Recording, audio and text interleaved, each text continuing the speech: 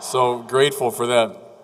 And grateful for all of you. It's just wonderful to see so many here today and willing to explore your Catholic faith more deeply. So thank you for that. Well, listen, I want to share with you today a little reflection on the 7 deadly sins and the 7 lively virtues. Now, we're in the middle of Lent. It's our penitential season, a time when we do reflect on our interior lives and we take stock. What's going right, what's going wrong. So a classical way to do that is to look at these 7 deadly sins and their antidotes, the 7 lively virtues. Here's the first thing, everybody. We're very comfortable in our society talking about what's wrong with us physically. I mean, we'll very easily embrace, that's problematic physically. If you go to your doctor and you say, I don't know, I'm just not feeling right. And he says, well, tell me about your lifestyle a little bit. And you say, well, for breakfast, I have pancakes, a lot of butter. I usually have a Big Mac and fries for lunch. I have pizza, lasagna for dinner. I smoke. I never exercise. What's he going to say? Well, you're in mortally dangerous situation here. You're doing things that are putting your body in mortal danger, right? And we're very at home with that. Read the health magazines. I always think the descendants of the Puritans now edit health magazines, right? They'll tell you all the things you shouldn't do, and if you do this, you'll have to be punished. And we're very at home with that. But by analogy, spiritual life, are there things that we do? Are there practices we engage in that put our souls, our spirits, in a kind of mortal danger? Yes, indeed. The Church has identified 7 of these. Let me just name them first, and I'll just go through each one with some examples and hope to kind of guide you in a little spiritual meditation. First one, the most important one, pride. Pride, number 1. Then envy. Then anger.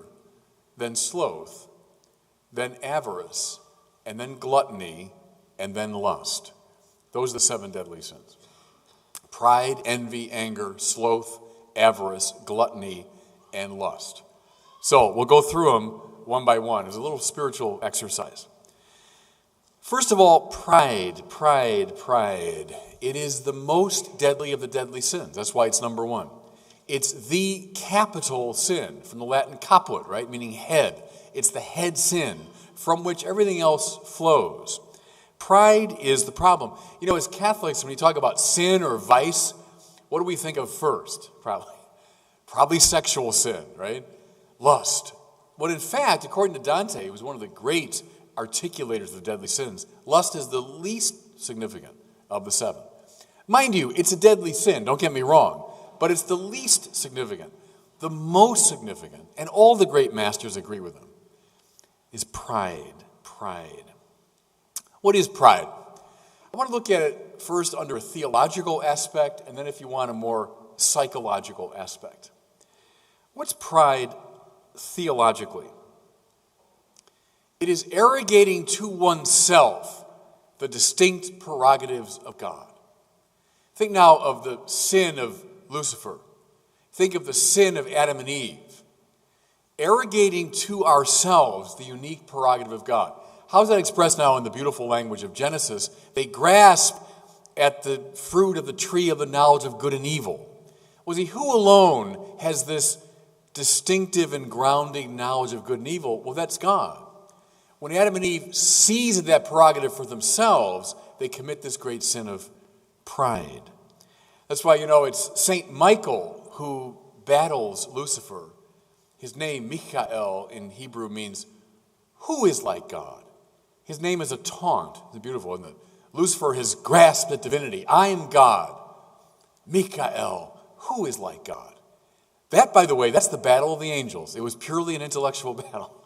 It was a taunting challenge. Who's like God? Not you, pal. See, that's the idea. Pride is grasping at divinity for ourselves. Now, you say, that all sounds very abstract and very distant. Let me read something to you. This is from the famous, or I'd say infamous, 1992 decision of our U.S. Supreme Court in the matter of Casey versus Planned Parenthood. It was an abortion-related case, but the way the justices resolved it, listen to their language, is remarkable, even breathtaking. Listen. At the heart of liberty is the right to define one's own concept of existence, of meaning, of the universe, of the mystery of human life. Oh, is that all? That's That's all my freedom allows. You see how that is tantamount to a grasping at the knowledge of good and evil. I determine the meaning of life, universe, human life. Arrogating to oneself the unique prerogative of God, that's pride. Okay, so what's the real problem with pride? I'll put it now in one little phrase. It's boring. Now why? Why? See, when you arrogate to yourself the prerogative of God, you've turned in on yourself. St. Augustine defined it beautifully. Curvatus in se. That means caved in around oneself. I determine the meaning of my life, my projects, my plans, my intentions. Ho-hum, my little world. I'm living in this little, clean, well-lighted space of my own egotistic plans.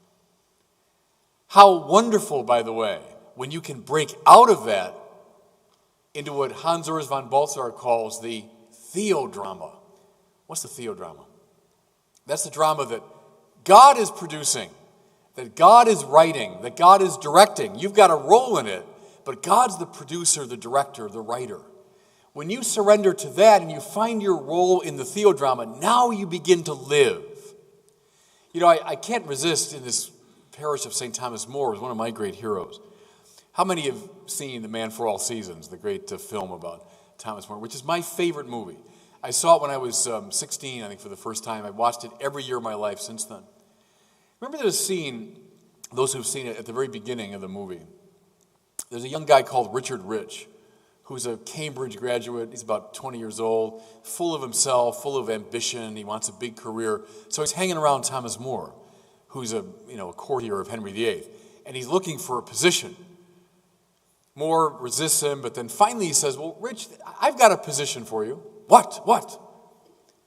There's an opening in the local school. You could be a teacher. And Richard Rich is completely crestfallen, a teacher. And Moore says to him, you could be a great teacher. And the young man says, and if I were, who would know it? Now see, that's not the theodrama, that's the ego drama, right? The drama that I'm writing, I'm directing, I'm producing, and above all, I'm starring in it. It's my drama. Ho-hum, see. Moore says to him, your friends would know it, your pupils would know it, you would know it, God would know it. Not a bad public, that. That's a turning point in that whole play. Moore is luring Richard Rich into the theodrama. See, this great, open, expansive space of what God intends for us.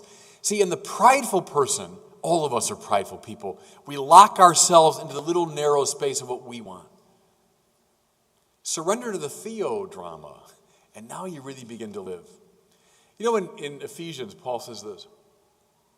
There's a power already at work in you that can do infinitely more than you can ask or imagine. I love that line. What's the power? It's the Holy Spirit.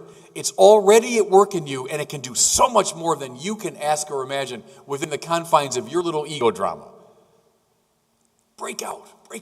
Open yourself up to the Holy Spirit. That's overcoming pride. And you see why pride is the fundamental sin, that we get locked in, curvatus in se. Now, I mentioned there was a kind of a psychological side to pride. Here's what it is. Do a little thought experiment. Imagine now you're having a conversation with a friend, and you're just following the rhythm of the conversation. You're just together exploring the truth, following where it leads. You're not preoccupied with yourself or the impression you're making or what he thinks of you. You're just following along. How wonderful, how exuberant that experience is. It's as though the conversation is playing you. Now, contrast that to, you're having a conversation, but you're desperately interested in how you're appearing and what he thinks of you. And are you making the right impression? And what's happened there is you're not lost in the beauty and rhythm of the conversation. You're not given over to the truth. You're turned in awkwardly and anxiously upon yourself. That's pride. That's pride. It's like a monkey on your back. You're going through your whole life, and all you're worried about is the impression you're making, what they think of you, and it divorces you from reality. You see what I'm driving at? When you're lost in that conversation, you're into reality. The prideful person is locked in a little prison. Or shift that metaphor, the monkey on the back all the time. Here's a great line. I love this from one of the spiritual masters. He says, most of us go through life like we're on this bus that's traveling through the most beautiful, breathtaking countryside imaginable. But we have the shades pulled down, and we're fighting about who gets first seat on the bus. Yes, that's life for many of us prideful people. Forget about first seat of the bus. Who cares? Open the window. You're in the last seat in the bus. Who cares? Open the window. Look. Let them fight about it. That's the ego drama versus the theodrama. Open the shade. Open the window. Look out. Now, this is why the antidote to pride, the lively virtue, is humility. Now, I know right away we get hung up here because we think of false humility. Oh, who am I? Oh, little me, I'm nothing. Well, that isn't it at all. Humilitas in Latin, right, is from the word humus, which means the earth, the ground. I love that. To be humble is not to be in a phony way self-deprecating. It means close to reality. That's why in Dante's Divine Comedy, the seven-story mountain, that's Thomas Merton's book, but it's based on Dante's idea of the mountain of purgatory has 7 levels because you've got to be purged of the 7 deadly sins. So the first level of the mountain, pride, you know what the prideful have to do? They have to carry great boulders on their back. And you say, well, they're just being punished. No, think about it. The boulder pushes you down to the earth, to the ground. You get close to the reality of things. That's where the humble person hangs out. Stop worrying about the impression you're making and give yourself to reality. Stop worrying about what other people think of you. Stop worrying about your reputation and give yourself over to reality. That's humility. And that's the source of joy, Here's some practical advice for you. And in the remaining weeks of Lent, maybe we could all practice some of this. If you struggle with pride, and we all do, it's the capital sin, purposely take the lower place. Look at that in the spiritual tradition, the monastic tradition. They'll recommend that a lot. We're always struggling to see who's first on the bus. Forget about it. Purposely take the lower place. Take the less important position, the one that won't get attention. Even when you think, hey, naturally, I deserve more attention, give the attention to somebody else. Draw attention away from yourself to somebody else. Learn to love simple things. Fellow sufferers from pride. Every minute of every day, we have everything we need right in front of us to be happy. That's one of the great spiritual masters said that. Every minute of every day, every one of us has everything we need to be happy. Now, what does he mean by that? He means the simplest things, if we surrender to them, will give us joy. Watch little kids, because little kids are great. That's Jesus, of course, said, unless you become like a little child, you can't enter the kingdom of heaven, right? Watch a little child who's discovering a bug for the first time. A bug crawling on the ground. A little kid, look at it. Fascinated, watch it. We come along, kill it. Step on it. Watch a little kid, though. Pick it up. And bugs are kind of fascinating if you look at them closely. Think of it was a great, watch again, the spiritual masters, very interesting, do this a lot. Animals. You know the happiest beings I know, I'm serious about this, are dogs. My sister has a great dog, his name is Homer. I think my little nephew named him because of home runs, not Homer the poet, but anyway, he's called Homer. Homer's the happiest being I know. And I'm not kidding at all when I say that. I know all kinds of people, myself included. Homer's by far the happiest being. Why? Because he's not hung up on reputation and what people think. And I walk in, and he just is overjoyed. The dog is so overjoyed, he's bursting out of his skin. Well, see, so it would be if we turned and became again like little children, surrender to the simplest things and find joy in them. Stop worrying about who's first on the bus. Doesn't matter. Open the window, Okay. There's some practical advice for humility. What's the second deadly sin? Envy. Envy. Here's a quote from Gore Vidal, the American novelist, died just a couple years ago. Here's Gore Vidal. When a friend of mine succeeds, something in me dies. I love that because it's so honest, isn't it? It's so honest. Mind you, it's when a friend of mine, if some enemy of mine, or some person I barely know, but especially when a friend of mine succeeds, something in me dies. Or turn that around, you've got what the Germans call Schadenfreude, right? Which is when something bad happens, especially to a friend, and I rejoice in that. Now, guilty as charged, fellow sinners, fellow envious. When a friend of mine succeeds, when a friend of mine has trouble, I kind of get a kick out of it. See, that's envy. I would say, gosh, look at the Bible over and over again. Cain, jealous of Abel. Jacob, jealous of Esau. The brothers of Joseph, jealous of Joseph. Saul, jealous of David. The other disciples, jealous of James and John. Up and down the Bible, envy is a driving force of the biblical narratives. Look at it in literature and film. Brutus and Cassius, envious of Caesar. Iago, envious of Othello. Macbeth, envious of Duncan. There's my high-level Shakespeare references. But look all through film, how often the narrative is driven by envy. Look at our own little soap operas, right? I'm talking about our lives. How often they're driven by the engine of envy. Envy's a daughter of pride, isn't it? It's a daughter of pride. If I'm not worried about who's first in the bus, I don't get envious. If I just have the window open, I'm looking out and taking in the world. If I'm looking at that bug and finding delight in it, if I'm like Homer and the simplest thing makes me burst out of my skin with joy, then I'm not worried about what other people are doing or not doing. See, envy is a daughter of pride. Something when I discussed this with priests. In the Middle Ages, the spiritual master said the worst type of envy is invidia clericalis. That means clerical envy.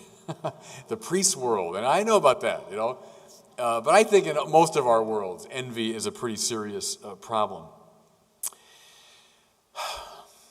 Here's something in Dante I love. Oh, look I see John Paul over there, beautiful, huh? Your statue of John Paul, that's lovely.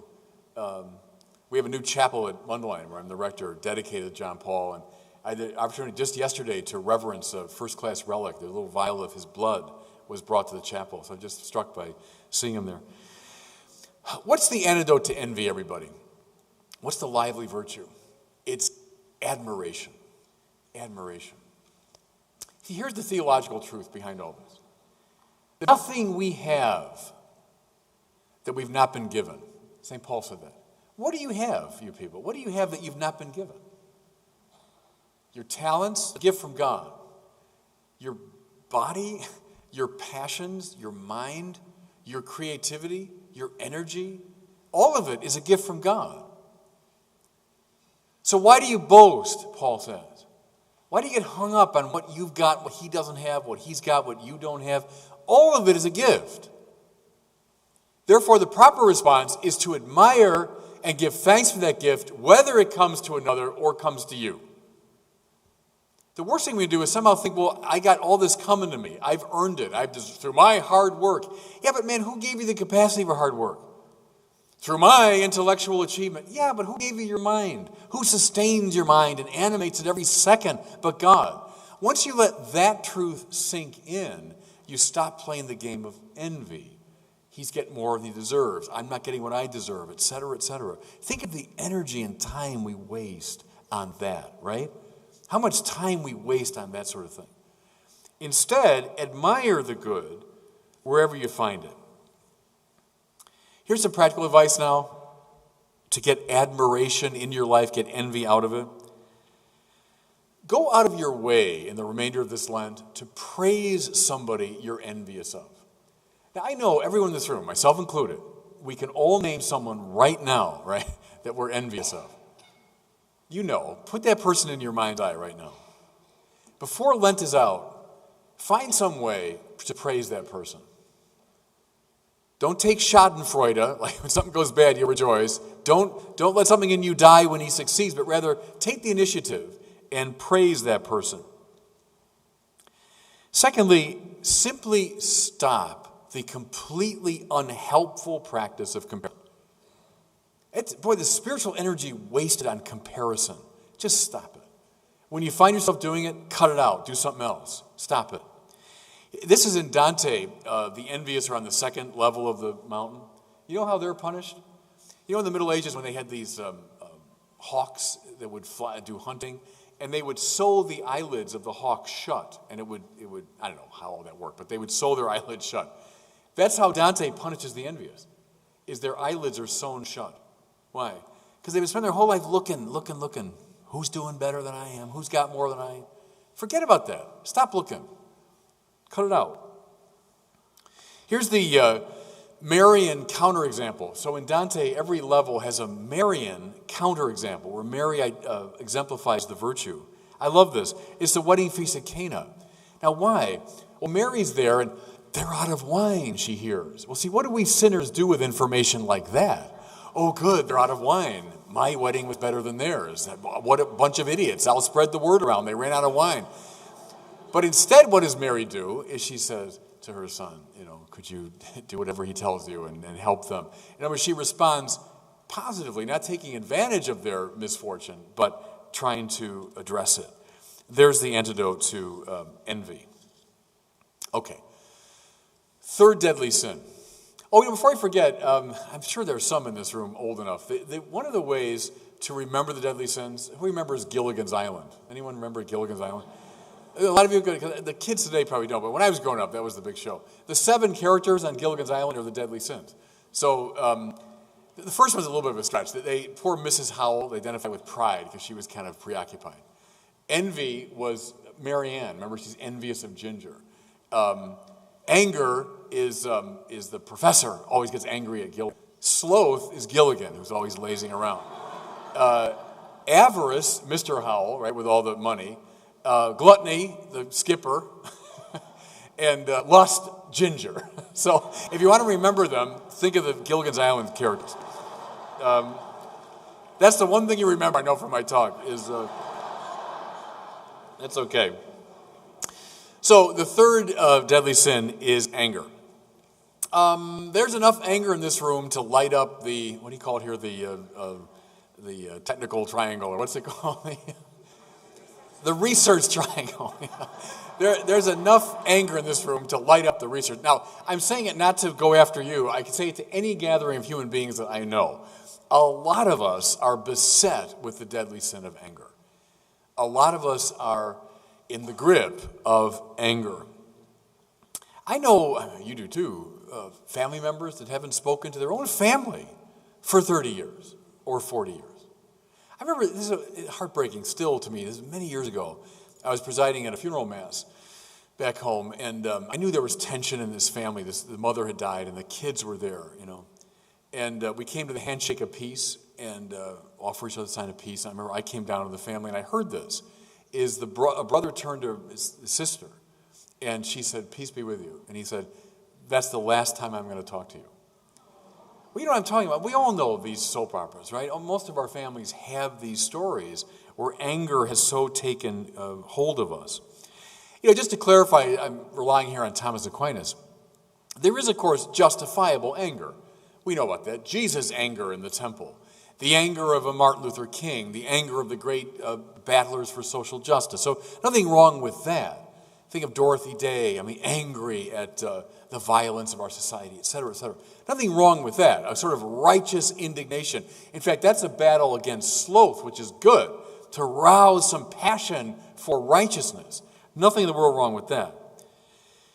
What's anger in this bad sense, the sinful sense? Here's Thomas Aquinas.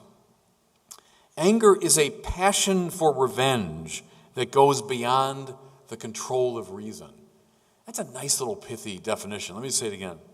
It's a passion for revenge that goes beyond the control of reason.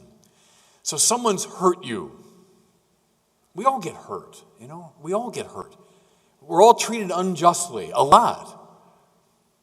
I've now got a desire for vengeance to get back, which goes beyond all reason. That's anger in the sense of a deadly sin. It can happen at the personal level, yes, indeed. It can happen at the geopolitical level. Don't we see it all the time? Think of nations that are holding grudges that last 1,000 years. They hurt us 1,000 years ago, and we're still angry about it. We're still seeking vengeance. Or these families that are riven by decades-long struggles. That's anger in this deadly sense. That's why in Dante's Purgatorio, you know how the angry are punished? Is smoke is sent to them. Smoke, and they breathe it in, and it gets in their eyes, and they're coughing. And see, that's what anger does, is it clouds our vision.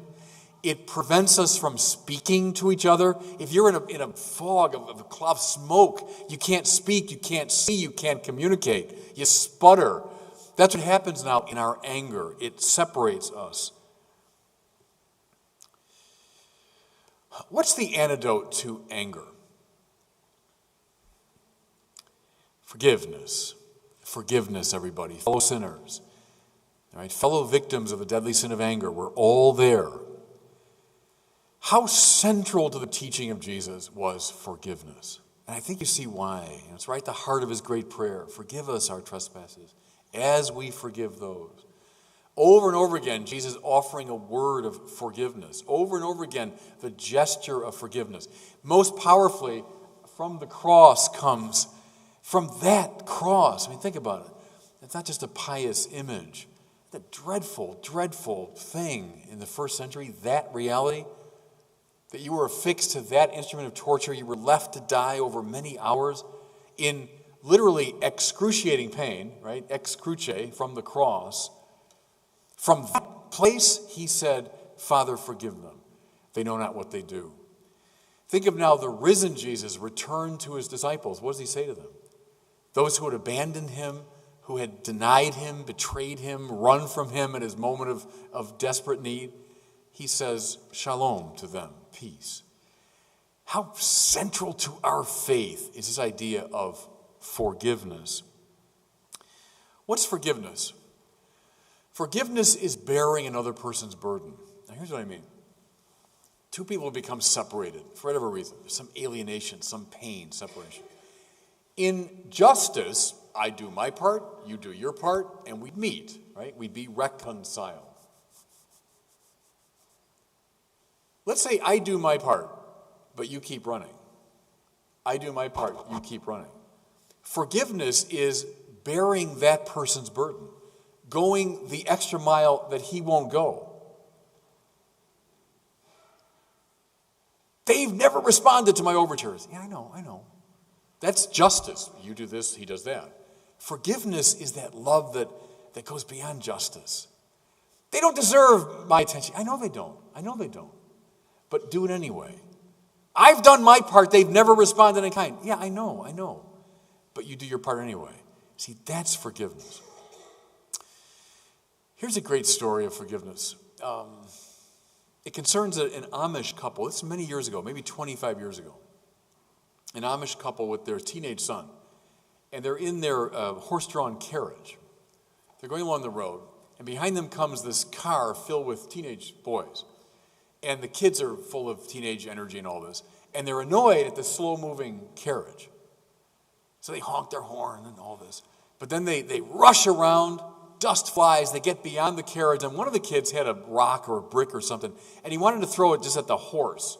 But he throws the rock or the brick back, and it hit the teenage boy and killed him. It's a true story. Killed him. How the parents respond? Gosh, you say, injustice. Get that kid. Make sure he goes to prison. Or hey, wouldn't we praise them if they said, look, we'll just forget about this? You know what they did? Those parents went to court and they testified on behalf of the young man, begging the judge not to condemn him. He was condemned, was sent to prison. And then, I love this part of the story. Every month after that, they visited the young man in prison. See, that's forgiveness, everybody. Those of us who struggle with the deadly sin of anger, that's forgiveness. Talk about going the extra mile, going the extra 10 miles, going the extra 100 miles, pursuing that kid who had killed their own son, pursuing him, yes, even to the ends of the world.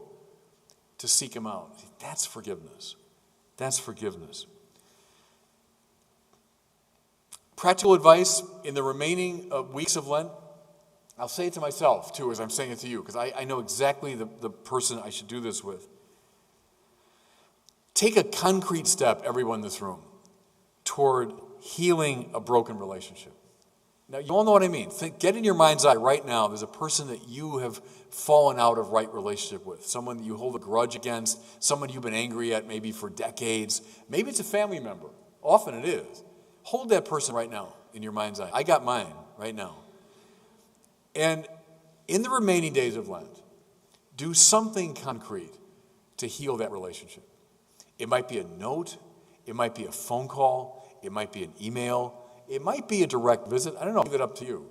But do something to pursue that relationship. Hey, she's never responded to me. Yeah, I know. That's what forgiveness is bearing her burden, see. Do something. Here's a second bit of real practical advice. It's from all the spiritual masters too. When you're offended by someone, you're hurt by someone, forgive them quickly. See, the grudges, you remember the line from the scripture, don't let the sun go down on your wrath. Don't give the devil a chance to work on you. Isn't it true, everybody? Is that when we're offended, we're hurt, and then we let it simmer, and we let it fester, and then it gets worse, and it gets infected. And before we know it, we're in utter alienation. Forgive quickly. Here's another practical thing, and I know this is hard. I know it's hard for me. Please refrain from gossip and talking about people behind their back. I know it's impossible, isn't it? It's like, what do you mean refrain from gossip? Are you kidding? But I know, I feel the same way. It's extremely difficult. See, talking behind people's backs, that's our favorite indoor pastime, right? Because, boy, did he hurt me. Am I going to go to him in a constructive way and seek reconciliation? No. It's much more fun and much easier to talk about him behind his back. Don't do that. Here's the advice I got many years ago from a priest mentor of mine. He said, here's the rule, the airtight rule. Criticize somebody precisely in the measure that you are willing to help him or her deal with the problem that you're raising. You see the point there of that thing is if you're 100% willing to commit yourself to helping the person deal with the problem you're raising, off you go. Critique till the cows come home, right? If you're totally unwilling to take even one little step to help the person deal with the problem, then keep your mouth shut. Don't say anything. If you're kind of maybe a little bit of commitment to it, maybe a little bit of critique. That has never left my mind, that little piece of advice. When I feel the urge to criticize someone, all right, Barron, are you willing to commit yourself to helping him deal with this problem? If not, keep your mouth shut. Yeah, Father, forgive them. That's my last thing in my notes here, and with the Lord on the cross behind me. I mean, that's the great model here. Keep that in your mind's eye. All right. We're almost there. We're at number 4. If you're keeping score, we're at number 4 now in the deadly sins. It's cool that sloth, as you go up Mount Purgatory, it's at the dead center. So you've got 3, and then you got 4, and then you got 3 more. It's like the dead center. And the way Dante puts the Divine Comedy together, it's at the very center of the entire poem. It's like the dead center on purpose. The 4th deadly sin, sloth. The medievals had a beautiful name for sloth. They call it the noonday devil. You know, noonday, there's something kind of sleepy about noonday. You know, you wake up and you do your morning work and you're kind of energetic, and then you have lunch. It happened to me today because I left Chicago. I woke up at 4:30 to get the plane to come here, and so we had a nice lunch. And then after lunch, I knew I had these 2 talks to give. I went back to my room and I slept, for a few minutes. The noonday devil. Here's Thomas Aquinas' definition of sloth. Again, pithy and helpful. Sloth is sorrow for spiritual good. Very interesting. Sorrow for spiritual good. See, you can be the most energetic person in the world. You can be Mr. Go-Getter. Your appointment calendar can be filled, and you can be filled with sloth at the same time. It's not the same as like high energy. It's sorrow or depression in regard to spiritual things. Spiritual things leave me, I guess, yeah, maybe. See, that's sloth. That's the deadly sin. It's a kind of boredom of the soul, if I can put it that way. Your mind might be engaged, your body engaged, and all that, relationships, but the level of soul, there's a torpor or a boredom. That's sloth. I love this from Karl Barth, the great Protestant theologian. Much revered, by the way, no, wait a minute, I was going to say Duke. I'm not in Duke country now, I'm in, right? Forget about Duke. Just forget about Duke. I didn't even mention Duke. I'll be there tomorrow, so I can use my Duke example. Anyway, Karl Barth, forget about Duke, but Karl Barth said, the distinctive sin of our time, he says, not pride, it's sloth. It's really insightful that it's our secularist time. Secularism, full of energy, building buildings and cities and technology and all of it. But when it comes to spiritual things, there's a kind of boredom, difference, who knows, who cares? You do what you want. You know, Benedict XVI was so strong on the danger of relativism, wasn't he? The dictatorship of relativism. What's relativism? It's what I call the culture. You ever see the kids? Whatever. You ever see that? Whatever. See, that's at the popular level, postmodernism. Whatever. You got your values, I got mine. It's true for you, it's not true for me. I'll tolerate you, you tolerate me. See, but listen, would we ever accept that in any area of life that we take seriously? So we're trying to make the next, I just got this new fancy iPhone 6. I'm sure there's an iPhone 7 now that's already made this. But there's someone right now, probably in this, what do you call it again, the research, the research triangle. There's someone right now in the research triangle who is desperately trying to get a better iPhone. Could you imagine someone coming along and saying, who cares? Who cares about it? Yeah, that's one way to do it, but yeah, there's another way to do it. No, they're really focused, right, on what's the best way to do this. They're full of purpose and energy when it comes to making iPhones. But when it comes to values, ultimate meaning, what's the purpose of my life, we tend to fall into a, whatever. See, and that's what causes the trouble in our society. You know, this image is from Cardinal Newman, one of my great heroes. Newman says, what gives a river energy? What's the river around here? It must be a famous river, right? Is it the Duke River? No, I know, it's not the Duke. I know, it's not the Duke River. The Eno. The Eno. So, I never heard of that. So the Eno River, what gives it energy? Newman would say it's the firmness of its banks. If a river has firm banks, then it moves, it goes, it has a purpose. What happens if you knock down the banks? Just get rid of them, just knock them down. Well, the river will then open up into this big, lazy lake, right? What's happened to our society spiritually, Karl Barth would have said, and I say it now, is the river, we've knocked down the banks of what's good, what's true, what's beautiful. Whatever. And what's happened is the river's opened up in this big, lazy lake. And we're all floating on the lake on our own little private air mattresses, tolerating each other. You know, I'll tolerate you, tolerate me. You do what you want, I'll do what I want. But see, there's no energy, there's no life, there's no purpose, there's no oomph in that kind of society. That's sloth at the grander level, but it happens on the inside too. What's the antidote to sloth? It's zeal for the mission. Zeal for the mission. Mission is a word that's been revived in a lot of recent theology. I'm happy it has. It's from the Latin word mittere, right, which means to send. Jesus calls himself the one who's been sent. He refers to the Father as the one that sent me. Some old enough in the room to remember in the old Mass, ite missa est, right? The Mass is ended, but what that means is go, it's been sent. It's been sent. Go out on mission. Mission. In the Bible, everybody, in the Bible, no one has ever given an experience of God without being at the same time sent. There's no exception to it. No one ever sees God or hears from God without being at the same time sent. Whether we're talking about Abraham, we're talking about Jacob, about Moses, about Joshua, about David, about Samuel, about Saul, Peter, James, and John, there's no exception. Everyone that is addressed by God is sent on mission.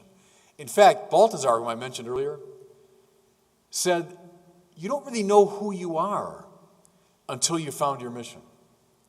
Mission is tied to person, which is why it's only when Saul sees the risen Jesus that he becomes Paul. It's only when Simon is addressed by Jesus that he becomes Peter. It's only when Jacob wrestles with the angel that he becomes Israel. We know who we are in the measure that we've been sent on mission. The whatever culture is inimical to this. Oh, Bishop, I'll make up what I want to do. I'll decide. You tolerate me, I'll tolerate you. Ho hum. You see how we're the big lazy lake? We need to be a church full of missionary disciples, as Pope Francis has said beautifully. Disciples who've been sent. Here's some practical advice. In the remaining weeks of Lent, everybody, work on discerning and refining your sense of mission. Now, probably most of us in this room have a sense of mission, of how we've been sent by God. And mind you, far more important than our families, more important than our jobs, more important than our status in society, more important than any of that, is this question. How have I been sent by God? Every baptized person, a mission was placed in you. You might have been a little baby, but a mission was placed in you. You know the acorn theory? Did you ever hear that? It's a cool theory in sort of psychology and spirituality that every one of us has planted in the heart like an acorn that's meant to grow into this oak tree of our identity, right?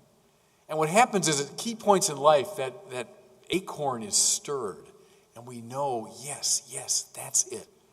That's it. I remember I was maybe 15 or so.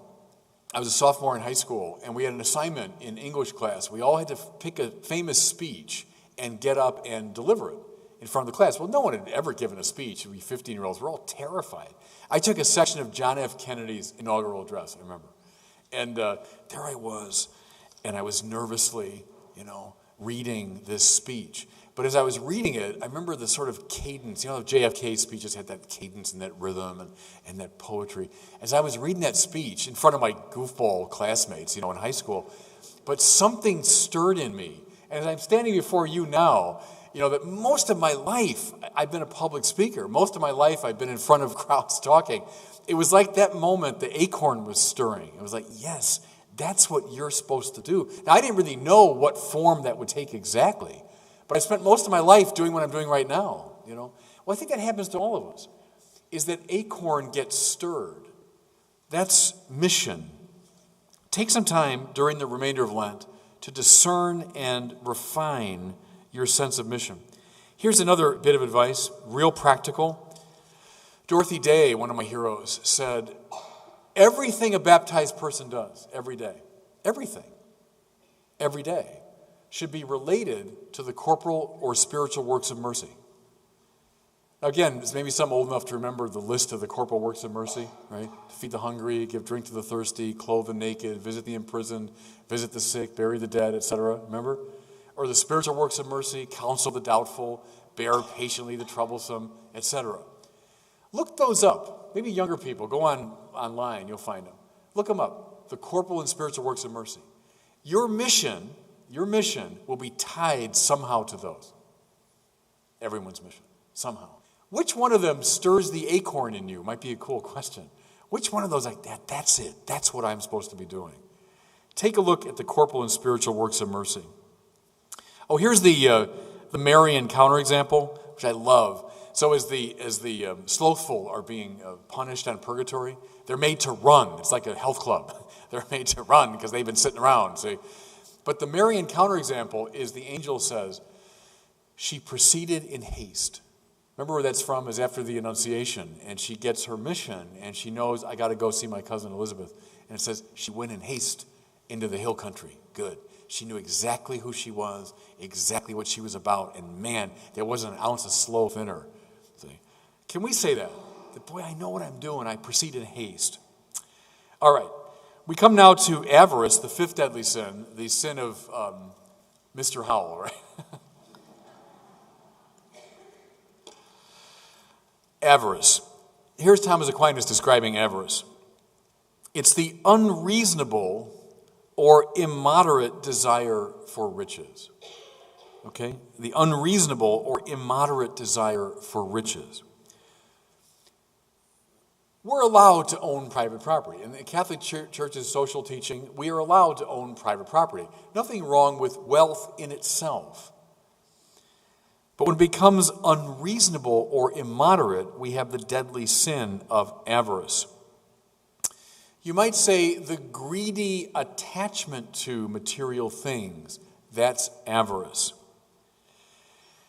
There's an old term in the spiritual masters, concupiscence. Concupiscencia. It means errant or twisted desire. We can have a concupiscent desire for material things. See, here's an image I want you to play with.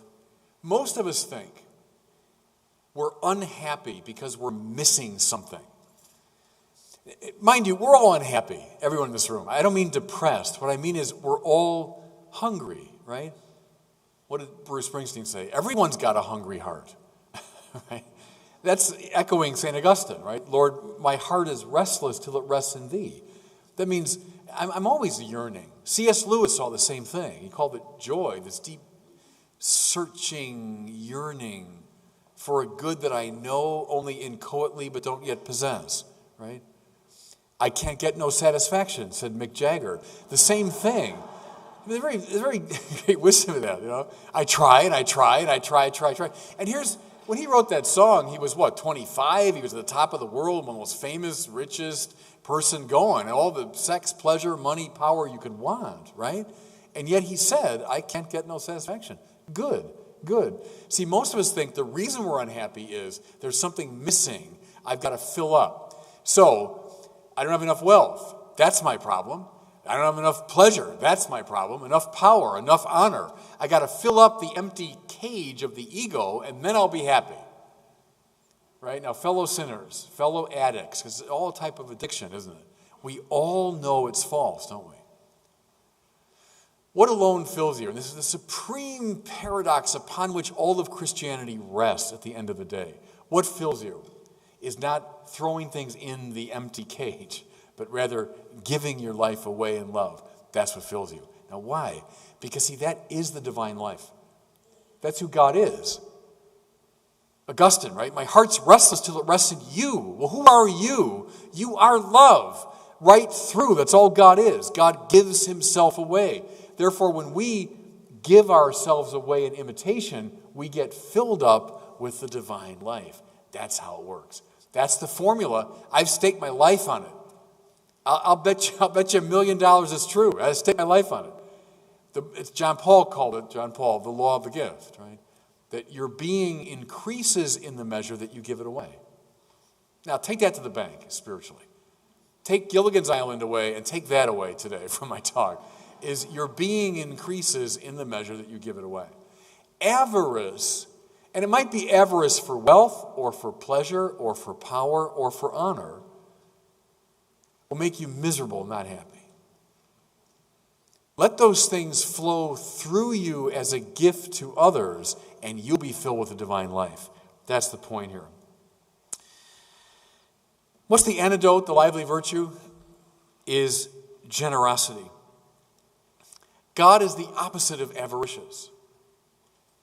God is the one who gives. That's all he does. The Father gives away. That's the Son. The Son gives back. The mutual giving of Father and Son, we call that the Holy Spirit, right? God is a community of self-giving love.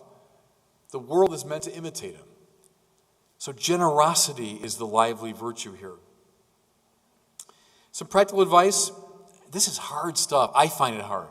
But I'll encourage you, and I'll encourage myself at the same time. Especially now during Lent, the remaining weeks of Lent, where we talk about almsgiving as one of the practices of Lent. Give something away now in each of the remaining days of Lent.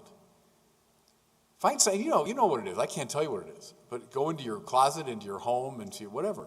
Give something away now every day for the rest of Lent.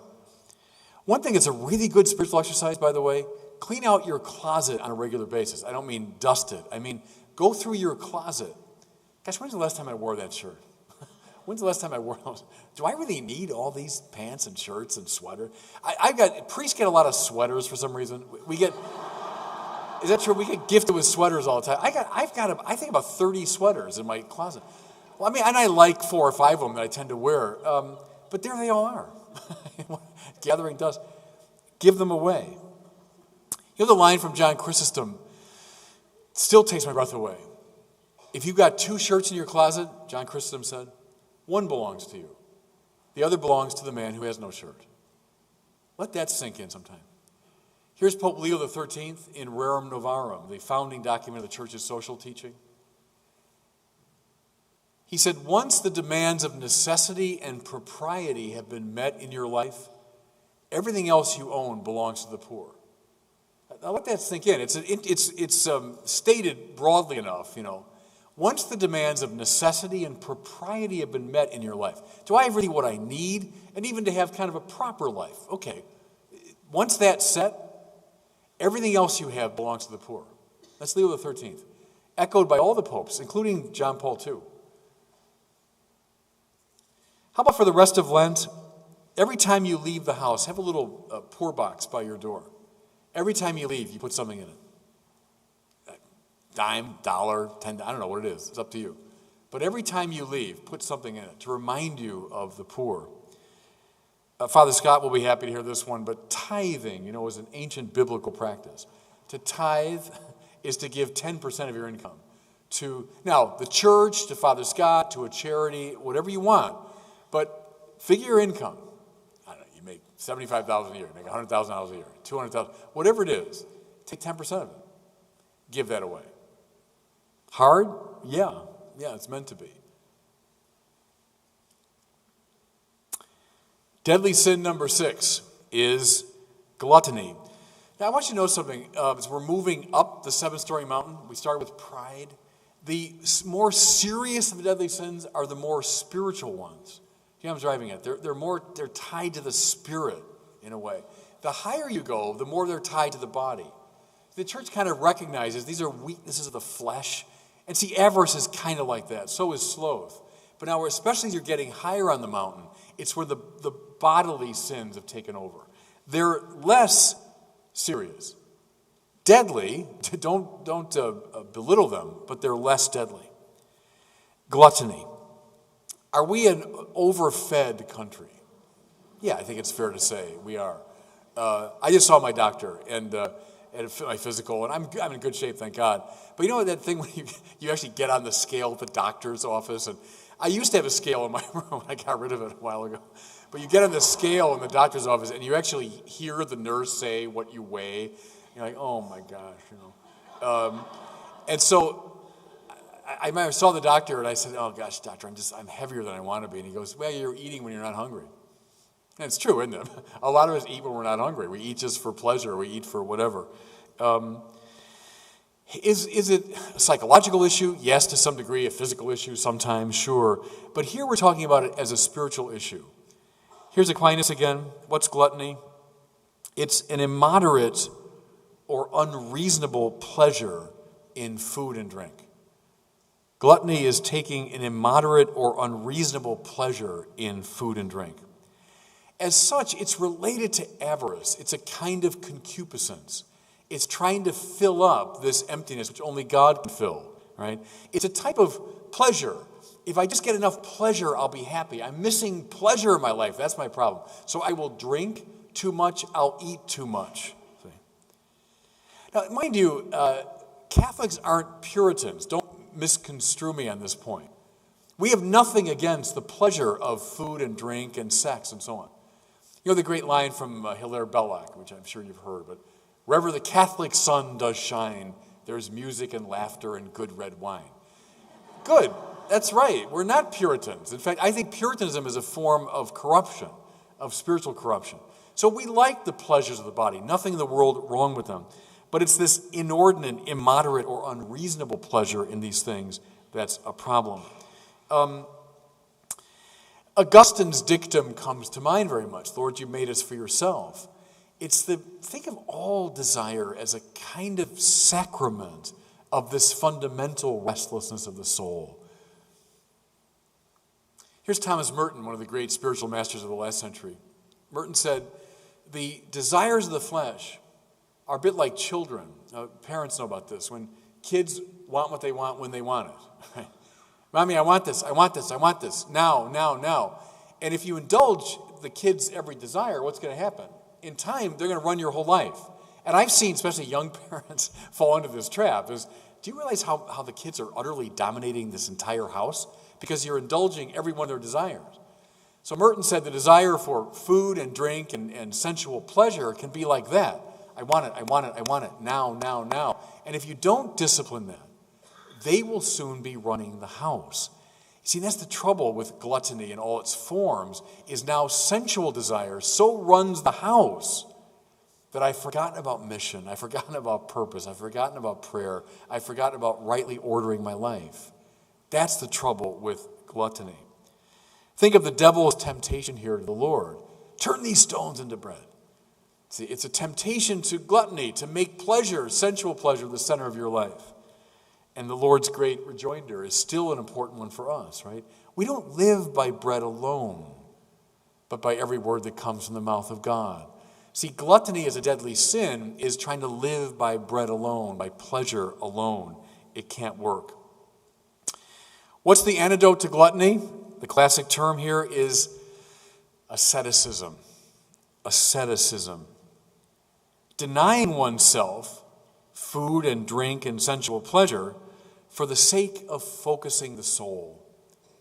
Right? So not Puritanism, not that. Like, oh, these are terrible things, I have to just flee from them, or I have to escape from them to a pure spiritual realm. That ain't it. We look forward to the resurrection of the body, right? The body is good, meant for salvation. But for a time, we limit sensual pleasure so as to awaken and focus spiritual desire. That's why John Henry Newman talks about asceticism as a basic principle of Catholicism. When we forget that, see, my generation tended to forget it. After Vatican II, I came of age right after the council, is we were so down on that. I mean, it seemed puritanical, it seemed world-denying, body-denying. So we didn't emphasize asceticism. But it's a sign of a healthy Catholicism. I think he's quite right about that. Here's a story. Scott, I think your time, you guys went to the Holy Land, didn't you? For our third-year men at Mundelein go for a long sojourn in the Holy Land. And they're there for 10 weeks. Well, one year a class arrived, and their arrival coincided with Ramadan, the Muslim month of prayer and fasting. What struck our students when they got home, they told me this, was you knew the minute you got off the plane that it was Ramadan. It was just in the rhythm of people's lives. It was in their way of relating. It was in their behavior. You knew something of spiritual significance was going on. And then it prompted in my mind this question. If someone arrived, let's say, from the Middle East to Chicago during Lent, largely Catholic Chicago during Lent, what would they notice? My guess is they wouldn't notice much at all different. We're not very good at asceticism. But spiritual people from time immemorial and across the religious lines have seen the significance and purpose of it. And so, practical advice, fast. One of the great practices of Lent is fasting. I'm not good at fasting. I'll confess it to you. It's a spiritual practice I have a hard time with, which is why I should do it more. And I mean not some wimpy little fast, but I mean a real serious fast. Skip a meal, perhaps on the Fridays during Lent. Maybe skip lunch altogether. Spend the hour in prayer instead of eating. Maybe give the money you would have spent to the poor. Don't go out drinking some night you wanted to and pray the rosary instead that night. Go away from the table during Lent feeling hungry. Good advice medically, yeah, every doctor says it. It's also good advice spiritually. Go away from a meal regularly during Lent feeling hungry. All right, I'm going over a little bit, I'm sorry. One more, though. One more. The sin you've all been waiting for, the sin of lust. Years ago, this friend of mine said, I suffer from glust, which is a combination of gluttony and lust. Glust.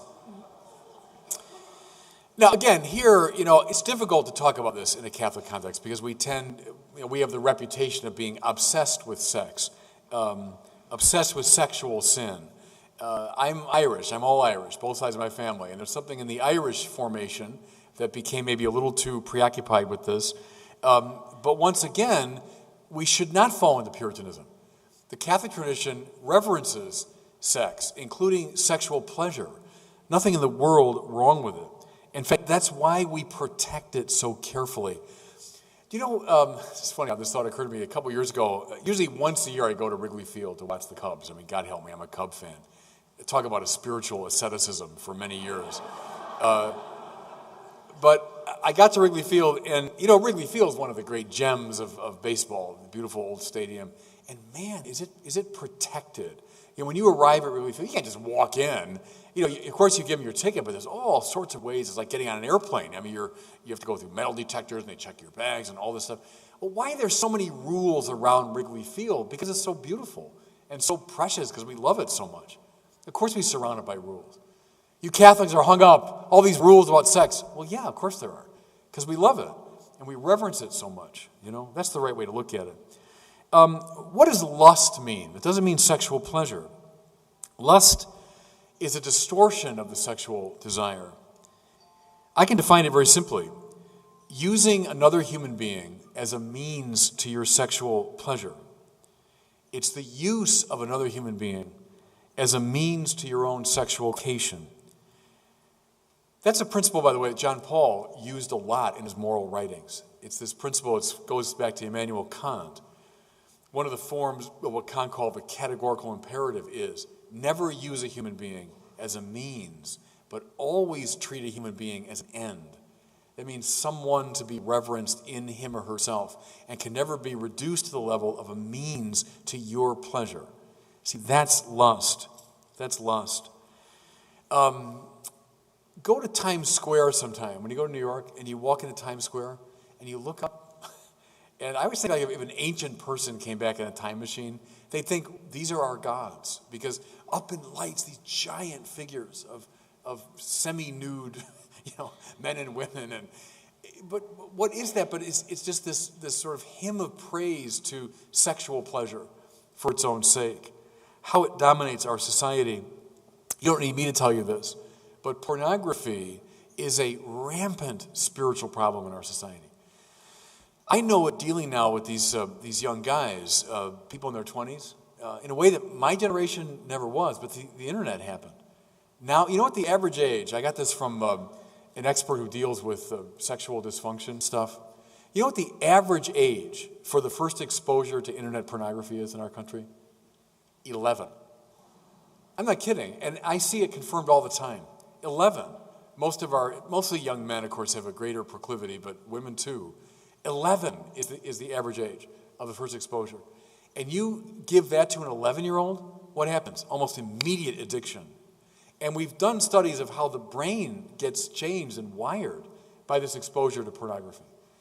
You well know this, that way beyond AT&T and McDonald's, and name the biggest corporations, is the pornography industry.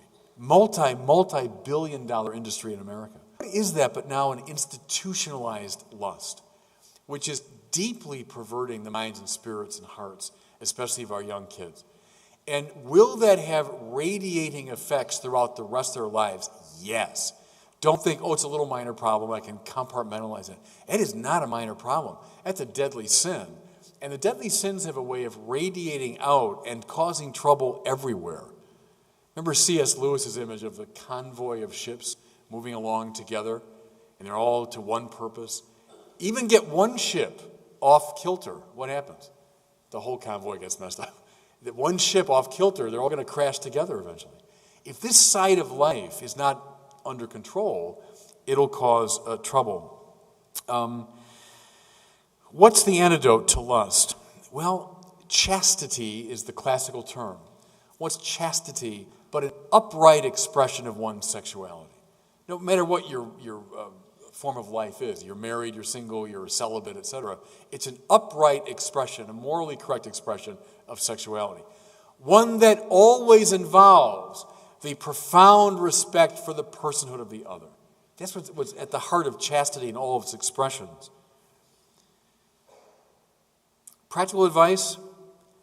Mind you, with John Paul kind of haunting me over there in the corner, when John Paul famously said that lust can take place within marriage, he was roundly criticized. But that's perfectly right, it seems to me. Perfectly right. That even married couples can treat each other as means and not as an end, can treat each other with disrespect sexually. Nothing surprising to me about that. Here's some practical advice. If you have pornography in any form, get rid of it now. And, I say it, I know as I say this, I'm addressing most people in our society. It's not some little minor thing off on the side. It's impacting a lot of people. If you have any pornography in your life, get rid of it. If the computer is a problem, get rid of it. It's better, right, to be thrown into Gehenna with one leg than to go with both legs into heaven. I mean, if this thing is causing such a problem, get rid of it. Don't cooperate with the pornography industry. And it's across the board, isn't it? All sorts of ways it draws us in. Stop cooperating with it. If you're involved in any kind of manipulative sexual relationship, and you know what I'm talking about. I mean, we're all in danger of this. Cut it out. If you're involved in some kind of manipulative sexual relationship where you're using another person for your own sexual pleasure, stop it. Cut it out. It's a deadly sin. Eliminate it. Okay, let me just close. I'm sorry I went on a little bit too long. Let me just remind you of the 7 sins and the lively virtues. So, the first one, the worst one, the most serious, pride. Pride. What's the antidote? Humility. Stay close to the humus, the earth. Second one, envy. A friend of mine succeeds, something in me dies. That's bad. Overcome it through admiration. Learn to admire in yourself and others. Third sin, anger. You all know you're angry at somebody right now. Antidote, do something this Lent to forgive. Heal the relationship. Fourth, sloth, laziness of the soul. Overcome it by zeal for the mission. Find out what God wants you to do. Do it. Next, avarice. That's overcome through generosity. Give something away this Lent. Get in a habit of generosity. Gluttony, the unreasonable desire for food and drink. Overcome through a healthy asceticism. And finally, lust is overcome through chastity. Get our sexual lives, everybody, in order. Be aware of the 7 deadly sins. Practice the 7 lively virtues. Good Lenten stuff, and helps us to be spiritually healthy. God bless you all. Thanks for listening today.